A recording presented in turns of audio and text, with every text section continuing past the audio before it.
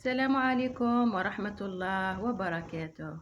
صباح الخير، الله يعمرها دار بالخير الكثير ولا ينقص لنا خير. قولوا آمين. صبح عليكم بالورد والدعوة التي لا ترد إن شاء الله. صح، اليوم جبت لكم موضوع الأصالة والمعاصرة كما راكم تشوفوا على الشاشة. نتشارك معكم بعض عادات وتقاليدنا الجزائرية. هذه التحفة الصغيرة كما راكم تشوفوا يقولوا لها مهراس. عندنا الله يبارك 58 ولاية جزائرية، كل ولاية وعاداتها وتقاليدها. كاين اللي يقولوا له مهراس السلطة، وكاين اللي يقولوا له الزفيطي، يجي حار وحمر ما شاء الله. الله الله الله على العادات والتقاليد الجزائرية نتاعنا، ربي يدومها نعمة ويحفظها من الزوال. القطعة الثانية حبيت نشارككم هذه القطعة الجميلة. كما راكم تشوفوا في هذا النقوش قطعة فخار ما شاء الله. شوفوا يا سبحان الله، صدفة الألوان اللي فيها، اللون الأحمر والأبيض والأخضر، ألوان العلم الجزائري نتاعنا. 1 2 3 فيفا الجيري. الله يحفظ الجزائر تاعنا قيادة، شعبا وأرضا طيبا مباركة، أرض الشهداء، ويحفظ سائر الأمة العربية الإسلامية جمعاء أينما كانوا وحيثما وجدوا. صح. أما هذه القطعة الكل يعرفها من عاداتنا وتقاليدنا، وعادات وتقاليد كاينين دول كثير يملكوا هذا التحفة اللي هي المطحنة.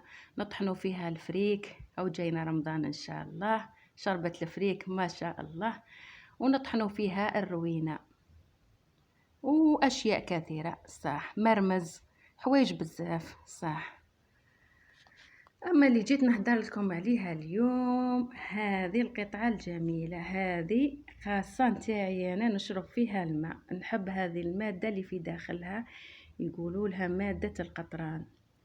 بسم الله الرحمن الرحيم. الحمد لله، ربي يدومها نعمة ويحفظها من الزوال. هذه القطعة مصنوعة من الفخار، المادة اللي مطلية بالداخل يقولوا لها القطران. وهذه القطعة اللي من الخارج يقولوا لها الخيشة. كانوا في القديم يقبضوها يشمخوها بالماء ويحطوها في مكان بارد، فوق مثلا كيما نافذة ولا هكذا، باش كي تبرد هذه الخيشة يبرد الماء اللي داخل هذا القطعة تاع الفخار. وكانت هناك ثاني أيضا قربة ثانية يعمروها بالمادة هذه، مادة القطران، وتبرد الماء. كانت قبل عندهم القربة، وحنا درك الآن وش عندنا الثلاجة. صح، المعاصرة، الثلاجة كاس الماء الزجاجي. والفكرة اللي حبيت نوصلها لكم اليوم، المثل اللي يقول، صح فكرتوني قبل ما نختم معكم، اللي يعرف لنا اسم هذا قطعة الفخار هذه اللي نشربوا فيها الماء في ولاياتنا الجزائرية كاملة، بارتو 58 ولاية ما شاء الله، يقول لنا وش اسمها عندهم، وش يسموها. صح. والحاجة اللي حبيت نوصلها لكم اليوم، اللي تطرقت فيها الموضوع تاع الأصالة والمعاصرة، المثل اللي يقول جديد جديد حبه. صح. والقديم لا تفرط فيه، لولا القديم ما كان جديد. والجديد هو اللي وصلنا لاكتشاف الفضاء الخارجي. بسم الله ما شاء الله تبارك الرحمن. وفي الختام مسك الكلام نقول لكم كالعادة،